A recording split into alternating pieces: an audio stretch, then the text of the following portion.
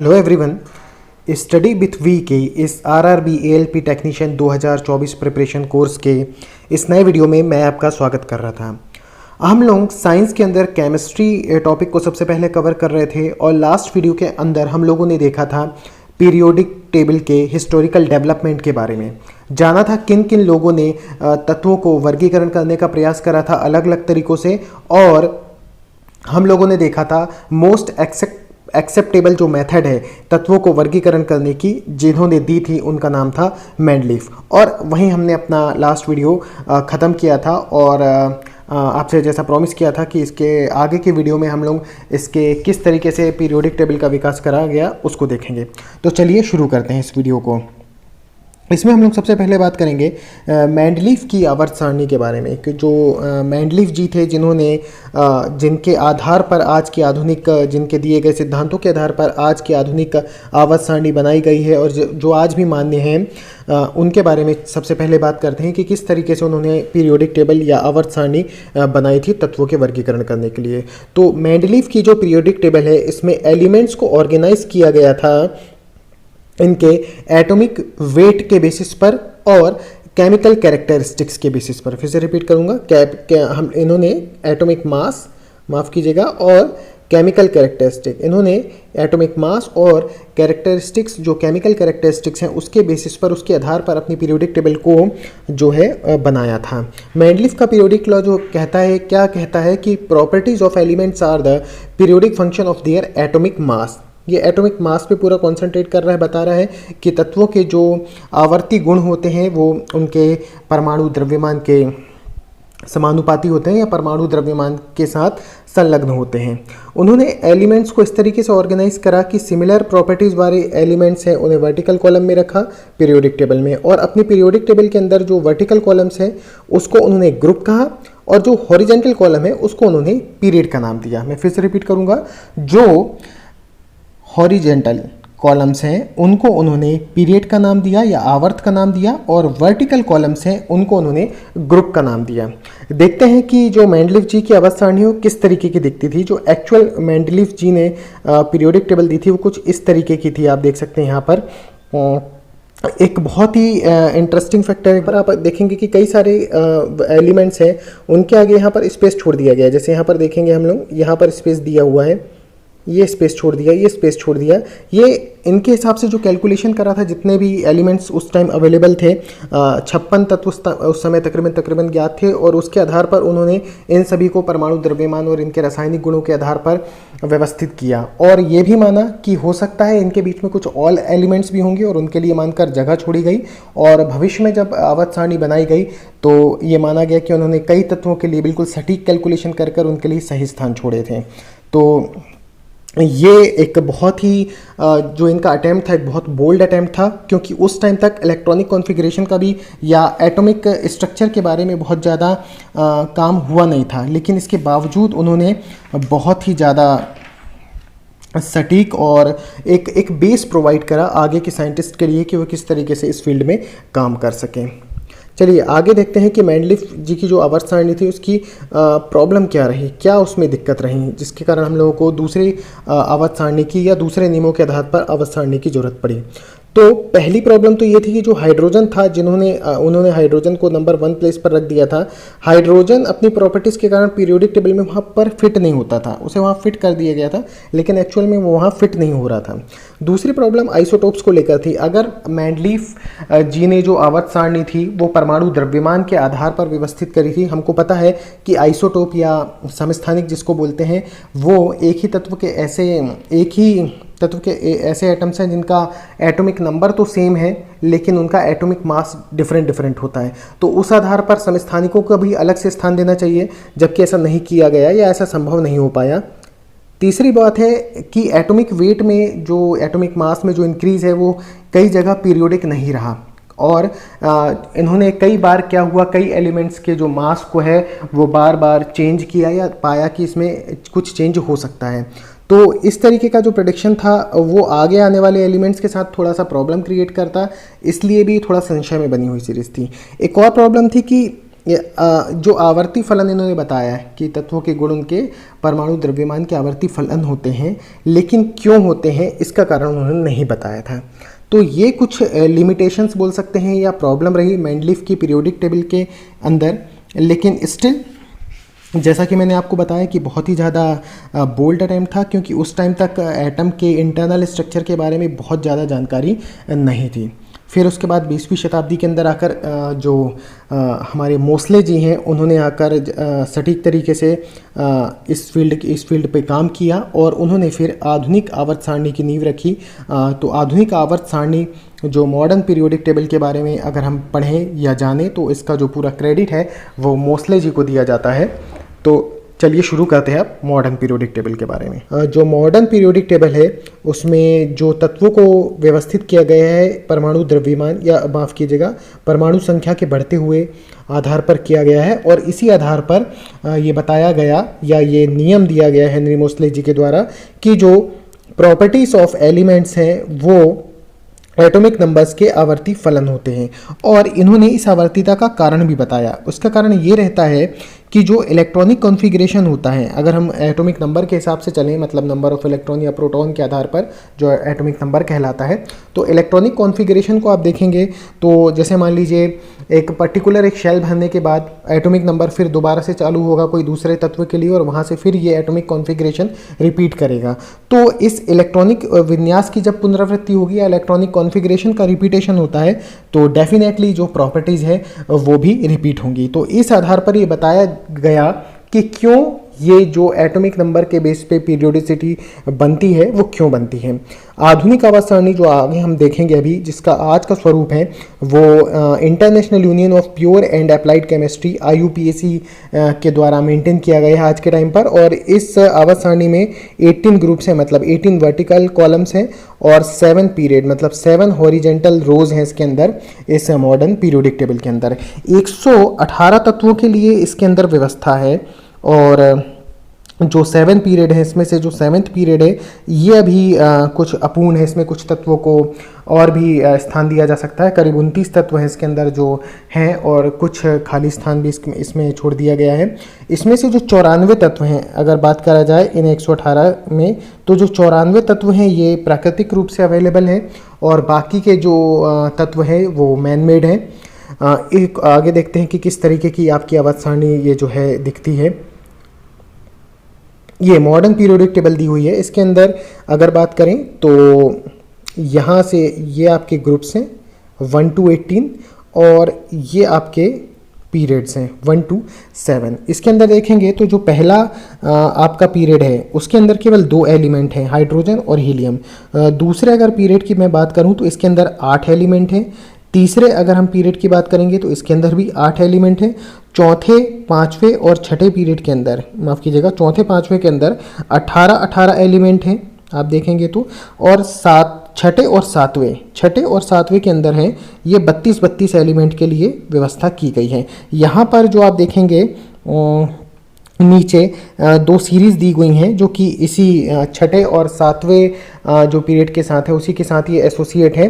56 के बाद जो तत्व है यहाँ पर 56 के बाद 57 से लेंथेनम और नीचे 88 के बाद 89 से एक्टेनाइट। तो इसी सीरीज़ को एक्टेनम को, इन्हीं सीरीज़ को लेंथेनाइट और एक्टेनाइट सीरीज़ कहा जाता है। इसके अंदर 14 तत्वों को रखा गया है और इस तरीके से ये आधुनिक आवर्त सारणी का स्वरूप है। अब इसमें किस तरीके से गुणों के अंदर परिवर्तन किया जाता है आप देखेंगे। अगर मॉडर्न इलेक्ट्रॉनिक कॉन्फ़िगरेशन देखेंगे तो इसे small s, small p, small d, small f से डिनोट किया जाता है। तो कई सारी ऐसी चीज़ें हैं जो कि हमारे सामने एक क्वेश्चन मार्क की तरह है कि ये नई चीज़ें कहाँ से आ गई। एक्चुअली क्लास 10th के अंदर तक का जो साइंस है उसके अंदर इतना डिटेल में पीरियोडिक टेबल के बारे में नहीं है, लेकिन आपके कॉम्पिटिटिव एग्जाम्स के अंदर फिर भी इसके क्वेश्चन पूछे गए हैं RRB LP टेक्नीशियन में।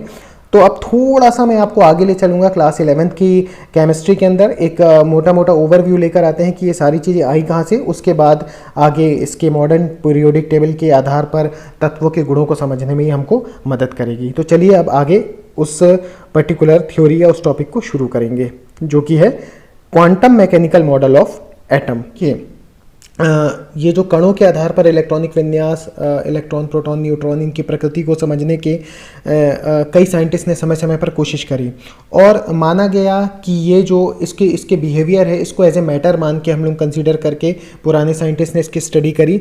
लेकिन जो आधुनिक स्टडी में पाया गया कि जो इलेक्ट्रॉन होती है उसमें डुअल इलेक्ट्रॉन, प्रोटॉन और ये जो एटम्स है इसमें क्या है, डुअल प्रॉपर्टीज़ पाई जाती हैं। जस्ट लाइट की तरह ये दोनों की ही तरह बिहेव करता है, ये मैटर की तरह भी बिहेव करते हैं और वेव की तरह भी बिहेव करते हैं। इसी को बोला जाता है dual nature of the particle या डुअल नेचर ऑफ लाइट। और ये भी बताया गया कि जो इलेक्ट्रॉन है उसकी वेलोसिटी और उसकी पोजीशन उसका एक साथ जो है इसको एक साथ फाइंड आउट नहीं करा जा सकता है।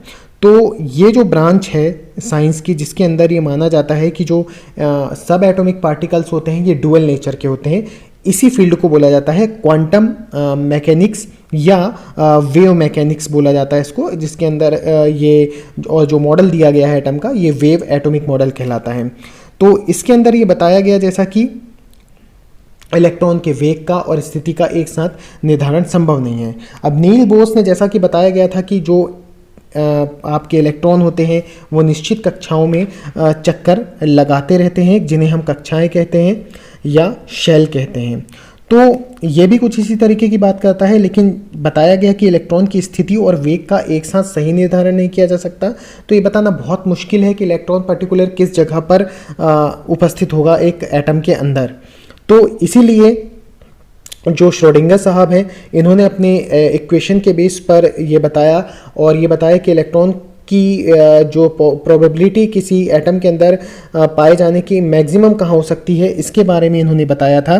और वो जगह या वो प्लेस जहाँ पर वो वाली प्लेस जहाँ पर एक इलेक्ट्रॉन के पाए जाने की सबसे ज़्यादा प्रोबेबिलिटी होगी या संभावना सबसे ज़्यादा अधिक होगी उसको उन्होंने ऑर्बिटल कहा। उसे ऑर्बिट ना कहकर उसे ऑर्बिटल कहा गया। ये एक फिजिकली कन्फाइंड एरिया है जहाँ पर इलेक्ट्रॉन्स आर लोकेटेड और कुड बी लोकेटेड, मतलब हो सकते हैं या इलेक्ट्रॉन पाए जाने की संभावना अधिक होती है। These orbitals are distinguish each other from their size, shape and also direction in space। ये जो ऑर्बिटल होते हैं एक दूसरे से इनका आकार, आकृति और स्पेस में इनका किस तरीके से इनकी डायरेक्शन है इसके आधार पर इन्हें अलग करा जा सकता है, अलग किया जाता है। इलेक्ट्रॉन का अरेंजमेंट इफेक्टिवली एटम के अंदर समझने के लिए जो निर्धारित करा गया जिस आधार पर उन संख्याओं को क्वांटम नंबर कहा गया। ठीक है, ये मुख्यतः 3 क्वांटम नंबर है और इसके अलावा एक और स्पिन क्वांटम नंबर की भी बात आगे करी गई। तो अगर बात करें कि जैसे कि पहला क्वांटम नंबर है जिसके बारे में हम लोग बात कर रहे हैं जो कि है प्रिंसिपल क्वांटम नंबर।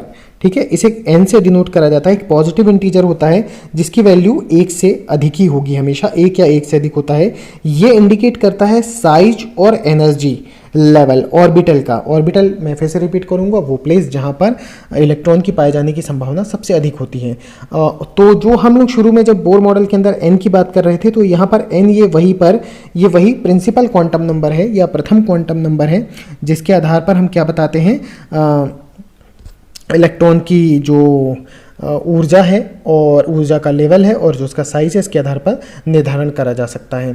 ठीक है, आई होप कि यहाँ तक की बात आपको क्लियर हुई होगी। हम लोग बात कर रहे थे बोर के मॉडल के अंदर कि जो नंबर ऑफ n है ये नंबर ऑफ n आपका डिनोट करता है क्या, अगर n की वैल्यू 1, 2, 3 या 4 होगी तो ये शेल डिनोट करेगा k, l, m और n।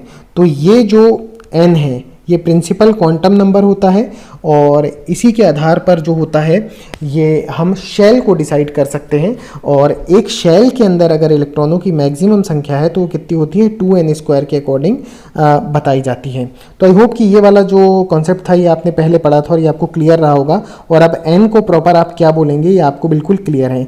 चलिए अब दूसरे क्वांटम नंबर के बारे में बात करते हैं जिसे कहा जाता है एजीमेथल क्वांटम नंबर। L से डिनोट किया जाता है।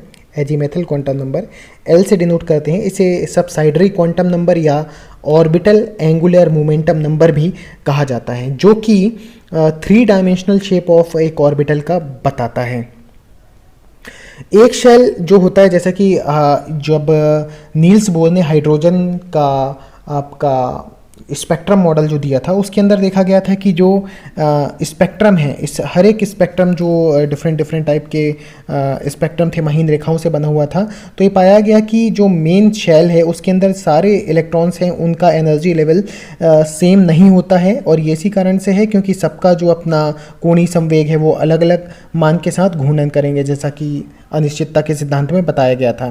तो इस कारण से ये माना गया कि जो एक ही कोश होगा वो कई सारे उपकोशों में या सब शेल्स में डिवाइड होगा, और ये जो नंबर ऑफ सब शेल्स होते हैं इन्हीं को ये SPDF, यहाँ पर ऑर्बिटल लिख दिया है, इसे एक्चुअली सब शेल लिखा होना चाहिए यहाँ पर, ये मैं काट देता हूँ, ये SPDF सब शेल हैं, SPDFG ये सब शेल्स हैं। तो जो डिफरेंट डिफरेंट वैल्यूज़ होंगी L के लिए, उसके लिए करस्पॉन्डेंस जो सब शेल्स होंगी वो S, P, D, F और G होंगी। जैसे मान लीजिए L की वैल्यू 0 तो S सब शेल की बात कर रहे हैं, 1 के लिए P सब शेल, 2 के लिए D सब शेल और 3 के लिए हम बात करेंगे F सब शेल की बात करते हैं। लेकिन ये जो L की वैल्यू है, ये जो L की वैल्यू है ये किस तरीके से निर्धारित होती है, ये प्रिंसिपल क्वांटम नंबर के आधार पर निर्धारित होती है। इसको समझ लेते हैं थोड़ा सा। मान लेते हैं कि प्रिंसिपल क्वांटम नंबर या n की वैल्यू जो है उसके आधार पर ही हमारी L की वैल्यू डिसाइड होती है। प्रत्येक n के लिए, n की वैल्यू के लिए L की वैल्यू कितनी हो सकती है, ये 0 से n-1 तक हो सकती है।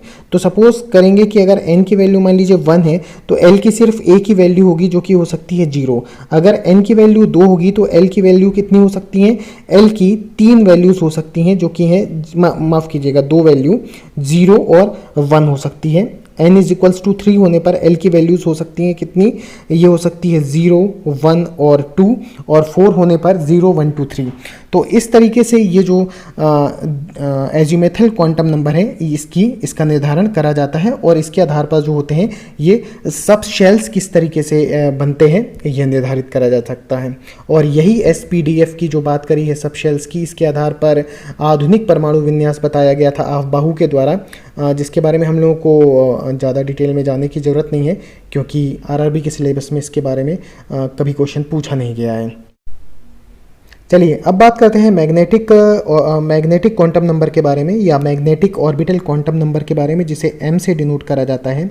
एक्चुअली ये जो क्वांटम संख्या है यही बताता है किसी भी सबशेल के अंदर जो ऑर्बिटल्स की संख्या कितनी होगी। फिर रिपीट करूँगा, ये जो S, P, D और F हैं इसके अंदर जो ऑर्बिटल्स कितने होंगे इनको जो निर्धारित करता है वो ये जो आपकी मैग्नेटिक क्वांटम नंबर है वो निर्धारित करता है, और इसकी वैल्यू जो होती है वो L के बेसिस पर डिसाइड करा जाता है, एजीमेथल क्वांटम नंबर के बेसिस पर डिसाइड करा जाता है। किस तरीके से डिसाइड करा जाता है वो भी देखेंगे।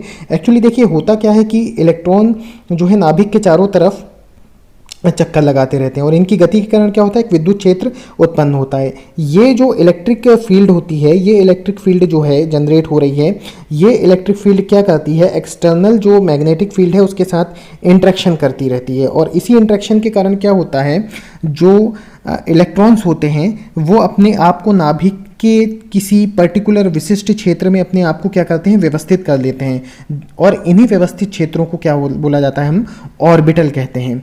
तो चुंबकीय क्वांटम संख्या जो होगी किसी उपशेल में या सब शेल के अंदर ऑर्बिटलों की संख्या को बताती है। इसे हम क्या करते हैं, इसे M से प्रदर्शित करते हैं, और L की वैल्यू के आधार पर, मतलब एजीमेथल क्वांटम नंबर के आधार पर M की जो वैल्यूज़ होती हैं वो 2L + 1 होती हैं, और कहाँ से कहाँ तक हो सकती हैं, ये -L से लेकर +L तक हो सकती हैं। मैं एक एग्जांपल लेता हूँ, अगर L की वैल्यू मान के चलिए 0 है तो M की वैल्यू, M के एक वैल्यू ही हो सकती है, 2L + 1 के अकॉर्डिंग M की सिर्फ एक ही वैल्यू होगी और वो वैल्यू होगी 0।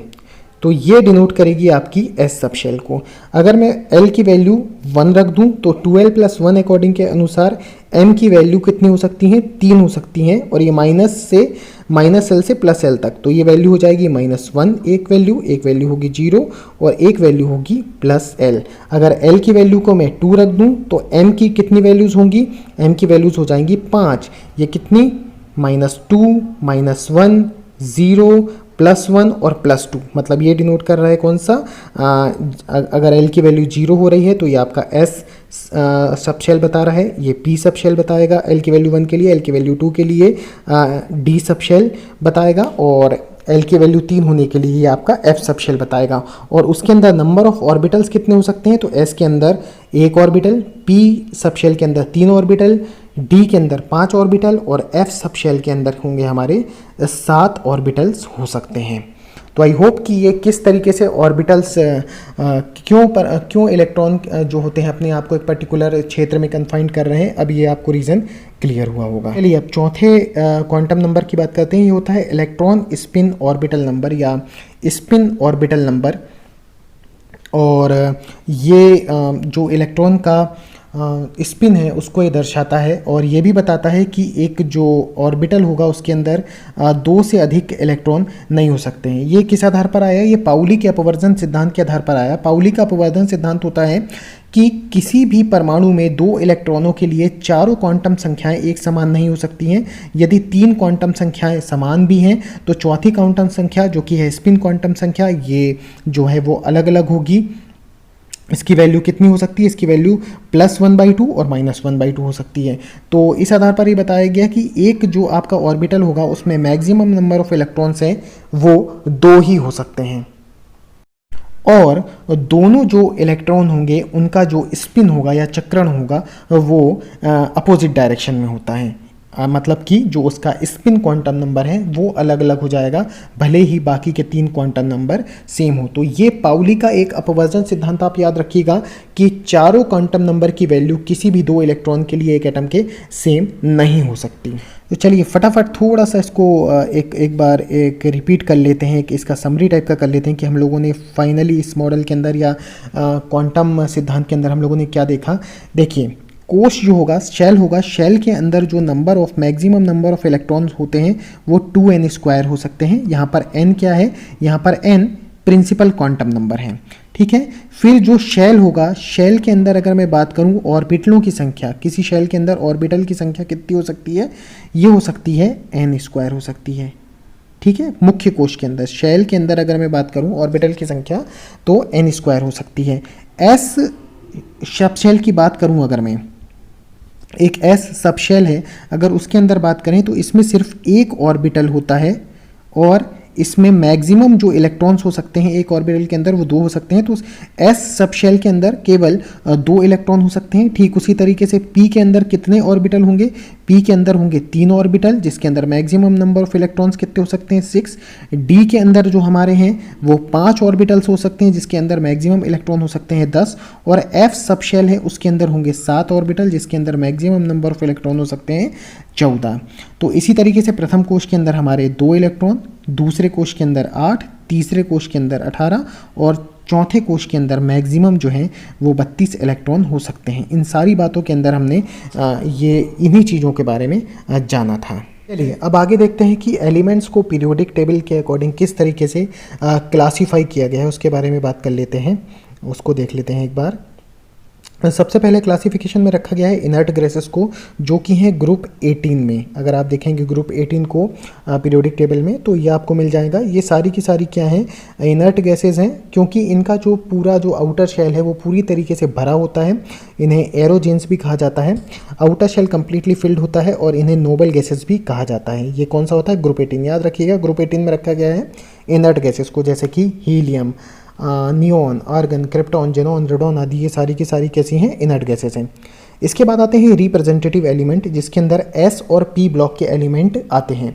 एक्चुअली अब ये S और P ब्लॉक एलिमेंट किस लिए बोला, क्योंकि जो आधुनिक परमाणु विन्यास है उसके आधार पर जो अंतिम इलेक्ट्रॉन होगा या तो वो S सब शेल में या P सब शेल में आता है, इसी आधार पर इन्हें S और P ब्लॉक एलिमेंट बोला गया है। जितने भी ग्रुप 1 और 2 हैं हमारे, ग्रुप 1 और 2 के जो एलिमेंट है वो S ब्लॉक के एलिमेंट हैं, और ग्रुप 13 से 17 के बीच के जो एलिमेंट हैं वो P ब्लॉक के एलिमेंट कहलाते हैं। एक बार इसको पीरियोडिक टेबल में भी देख लेते हैं दोनों चीज़ों को, कि रिप्रेजेंटेटिव एलिमेंट और इनर्ट गैसेस किस तरीके से प्लेस की गई हैं। ये फटाफट देख लेते हैं। ये देखिए यहाँ पर ये जो ग्रुप 18 है ये ग्रुप 18, ये helium, neon, argon, krypton, xenon, radon, ये सारी की सारी क्या हैं, अक्री गैसें हैं, ठीक है। और कौन सा है, ग्रुप 18। के बाद हम लोगों ने देखा था कि जो आपका ग्रुप 1, माफ़ कीजिएगा, पीरियड 1 और ग्रुप 2, 1 और 2 हैं, ये आपके एस ब्लॉक एलिमेंट हैं।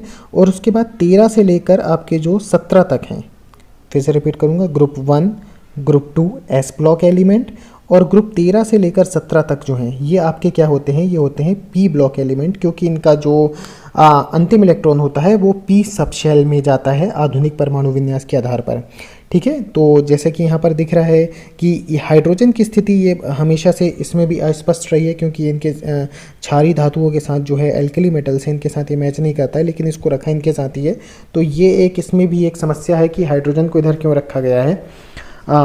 ये आप देखेंगे कि हर एक एलिमेंट, जैसे जहाँ पर अपने ग्रुप को शुरू कर रहा है, जैसे कि बात करें कार्बन, तो ये इसके सारे एलिमेंट फिर जब ये जो पीरियड वाइज चलेंगे, कार्बन, सिलिकॉन, आपका जर्मेनियम वगैरह, तो ये सारे के सारे कार्बन फैमिली के सदस्य कहलाएंगे। तो जो पहला एलिमेंट होता है किसी ग्रुप का, वो अपना बोलना चाहिए लीडर ऑफ द फैमिली या senior member of the family कहलाता है, और उसी के आधार पर उसको उस फैमिली की बात करी जाती है। तो आई होप कि ये जो आपके एस और पी ब्लॉक के एलिमेंट है, जिन्हें रिप्रेजेंटेटिव एलिमेंट कहा जाता है, कहाँ पर बिलोंग कर रहे हैं, कौन कौन से एलिमेंट हैं, इनको थोड़ा सा आप ध्यान रखेंगे तो ये और भी हेल्पफुल होगा आपके लिए। आगे बात करते हैं, देखते हैं डी ब्लॉक के एलिमेंट, जिन्हें कहा जाता है ट्रांजिशनल एलिमेंट भी कहा जाता है। ट्रांजिशन एलिमेंट ये डी ब्लॉक के एलिमेंट होते हैं ग्रुप 3 से 12 तक। ये क्या करते हैं, एस ब्लॉक के एलिमेंट और पी ब्लॉक के एलिमेंट के बीच में ब्रिज का काम करते हैं।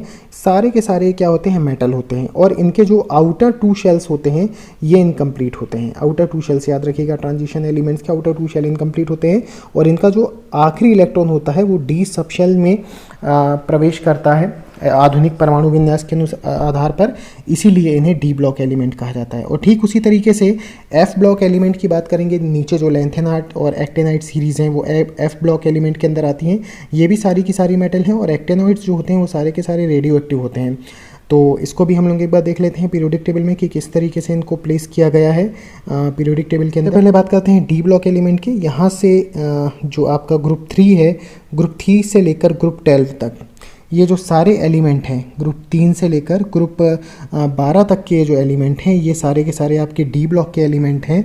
और ये देखिए यहाँ पर ये एस ब्लॉक एलिमेंट्स और पी ब्लॉक एलिमेंट्स के बीच में क्या कर रहे हैं, ये ब्रिज का काम कर रहे हैं, इसलिए ट्रांजिशनल एलिमेंट भी कहा जाता है, यानी संक्रमण तत्व भी कहा जाता है। एस और पी के बीच में इन्हें रखा जाता है। और नीचे ये जो लैंथेनाइट और एक्टेनाइट की जो सीरीज़ बनाई हुई हैं, ये 2 सीरीज़ हैं, ये आपकी एफ ब्लॉक एलिमेंट्स कहलाते हैं। लैंथेनाइट एक्टिस सीरीज़ और एक्टेनाइट सीरीज़, इनमें 14 एलिमेंट्स को रखा गया है। याद रखिएगा कहाँ से, एक है आपकी 57 से लेकर 70 और 89 से लेकर दूसरी सीरीज़ है 102 तक। तो ये 14 जो एलिमेंट्स की सीरीज़ है ये एफ ब्लॉक के एलिमेंट सीरीज़ कहलाते हैं, क्योंकि इनका जो आखिरी इलेक्ट्रॉन होते हैं वो एफ सबशेल में प्रवेश करता है, इस कारण से इन्हें एफ ब्लॉक एलिमेंट्स भी कहा जाता है। तो इस तरीके से जो मॉडर्न पीरियोडिक टेबल में है एलिमेंट्स को क्लासीफाई करा है, आप आई होप ये आपको क्लियर है। चलिए अब बात करते हैं periodic trends in properties of element. कुछ फिजिकल प्रॉपर्टीज़ के बारे में हम लोग देखेंगे, जैसे कि परमाणु त्रिज्या, परमाणु का आकार, आयनिक विभव, ionisation energy, electron affinity, electron बंधुता, इन और धात्विक और अधात्विक गुण किस तरीके से ग्रुप और पीरियड के लॉन्ग जाने से चेंज होते हैं, इनके बारे में हम लोग पढ़ेंगे, क्योंकि कई बार इससे रिलेटेड क्वेश्चंस पूछे गए हैं। सबसे पहले बात करते हैं एटॉमिक रेडियस की, जो कि साइज ऑफ एटम बताएगा।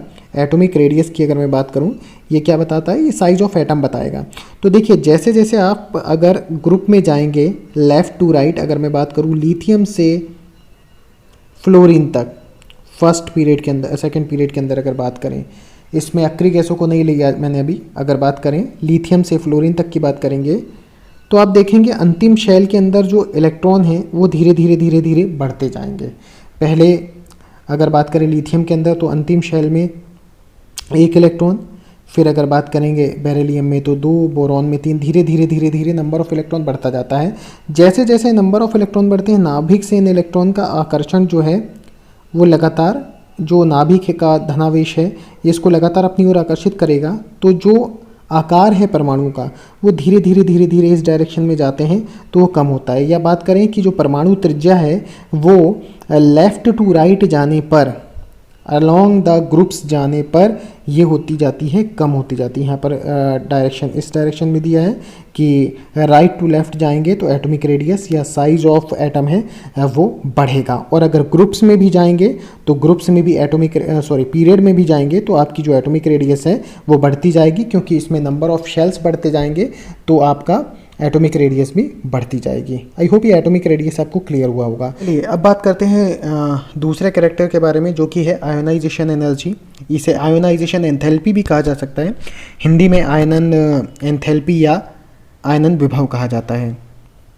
तो इसे ऐसा समझ सकते हैं कि एक आपका मान लीजिए एक एटम है, और इस एटम का जो आउटर शेल में जो इलेक्ट्रॉन है, तो इस इलेक्ट्रॉन को निकालने के लिए इसको रिलीज़ कर, या अगर ये रिलीज़ करेगा तो ये क्या होगा, ये धनायन बना लेगा। मान लीजिए सोडियम है, तो अगर सोडियम एक इलेक्ट्रॉन रिलीज़ करेगा तो ये सोडियम का एक धनायन बनाएगा। तो एक इलेक्ट्रॉन रिलीज़ करके या इलेक्ट्रॉन हटाकर जो धनायन बनाने की ये जो प्रक्रिया है, इसमें जितनी एनर्जी की रिक्वायरमेंट होगी वही कहलाएगी इसकी आयोनाइजेशन एनर्जी, और ये डिपेंड करेगी एटम के साइज़ के ऊपर। अब जैसे जैसे एटम का साइज़ क्या होगा, छोटा होता जाएगा, वैसे वैसे एनर्जी की वैल्यू बढ़ती जाएगी। तो आयोनाइजेशन एनर्जी की वैल्यू क्या होगी, अलोंग द पीरियड जाएंगे तो वो कम हो जाएगी, और ग्रुप के अलोंग जाएंगे तो ये धीरे धीरे लेफ़्ट टू राइट ये बढ़ती जाएगी। तो आई होप आयोनाइजेशन एनर्जी आपको क्लियर हुआ होगा। अगर बिल्कुल प्रॉपर डेफिनेशन में बात करें तो एक जो बिल्कुल आइसोलेटेड एटम है, आइसोलेटेड एटम के आउटर सेल से 1 मोल के इलेक्ट्रॉन को अगर निकालना है तो जितनी भी एनर्जी की रिक्वायरमेंट है वो उसकी आयोनाइजेशन एनर्जी या आयोनाइजेशन एंथैल्पी कहलाती है। और अगर बिल्कुल समझने की भाषा में बात करें तो वही बताया मैंने, आउटर शेल से आपको 1 इलेक्ट्रॉन निकालने के लिए जितनी एनर्जी चाहिए वो आयोनाइजेशन एनर्जी है। तो ऑब्वियस सी बात है, अगर एटम छोटा होगा तो नाभिक से उसका आकर्षण अधिक होगा आउटर शेल के इलेक्ट्रॉन का, और लगने वाली एनर्जी भी ज़्यादा होगी। तो लेफ़्ट टू राइट हम जाते हैं तो एटम का साइज छोटा होता जाता है, इसीलिए ये जो वैल्यू है आयोनाइजेशन एनर्जी की बढ़ती जाती है। तो आई होप ये आपको क्लियर हुई होगी। अगली प्रॉपर्टी की बात करते हैं, इलेक्ट्रॉन एफिनिटी या इलेक्ट्रॉन गेन एंथैल्पी की बात करते हैं। तो अभी हम लोगों ने बात करा था कि इलेक्ट्रॉन अगर रिलीज़ करके धनायन बना रहा है तो ये हो गया, जो भी एनर्जी लग रही है वो आयोनाइजेशन एनर्जी, यह हमेशा पॉजिटिव होगी। और इलेक्ट्रॉन एफिनिटी के केस में बात करेंगे कि कोई आपका एटम है, उसमें अगर इलेक्ट्रॉन गेन करके या इलेक्ट्रॉन को अगर प्रविष्ट करा दिया जाए तो ये क्या ऋणायन में परिवर्तित होगा, और इसमें जो एनर्जी लगेगी, इसमें जो एनर्जी क्या बोला जाए, इसमें जो एनर्जी रिलीज़ होगी उसी को बोला जाएगा क्या, इलेक्ट्रॉन एफिनिटी या इलेक्ट्रॉन गेन एनर्जी। ठीक है, जहाँ पर हमको इसको आयोनाइजेशन करने के लिए एनर्जी की रिक्वायरमेंट होती है, तो इलेक्ट्रॉन को जब ग्रहण करते हैं तो एनर्जी रिलीज़ होती है, तो इसकी वैल्यू को नेगेटिव लिया जाता है। और यही इलेक्ट्रॉन एफिनिटी की जो नेगेटिव वैल्यू है ये लेफ़्ट से राइट जाने पर लगातार बढ़ती हुई जाती है। अलोंग द ग्रुप्स और अलोंग द पीरियड जाएंगे तो ये वैल्यू धीरे धीरे कम होती जाएगी। ये अपोजिट डायरेक्शन में दिया है अलोंग द पीरियड में साइन, तो ये वैल्यू धीरे धीरे क्या होगी, ऊपर से नीचे आने पर आपकी कम होती जाएगी। ये भी डिपेंड करेगा साइज़ के ऊपर। अगर साइज़ एटम का छोटा है तो एक इलेक्ट्रॉन को प्रविष्ट कराने पर जो निकलने वाली एनर्जी है वो बहुत ज़्यादा होगी, तो इसीलिए लेफ़्ट टू राइट जब जाते हैं तो ये इलेक्ट्रॉन एफिनिटी की भी जो वैल्यू है लगातार बढ़ती जाती है, या इसकी नेगेटिव वैल्यू का मान जो है वो बढ़ता जाता है। आई होप ये इलेक्ट्रॉन एफिनिटी भी आपको क्लियर हुआ होगा। आगे बात करते हैं मेटेलिक और नॉन मेटेलिक कैरेक्टर के बारे में। तो मेटल्स क्या होती हैं, इलेक्ट्रॉन को खोकर जो धनायन बनाने की प्रवृत्ति जो जिन तत्वों में होती है, इलेक्ट्रॉन को लूज़ करके पॉजिटिव आयन बनाने की जो प्रवृत्ति होती है उन्हीं को बोला जाता है वास्तव में धातु।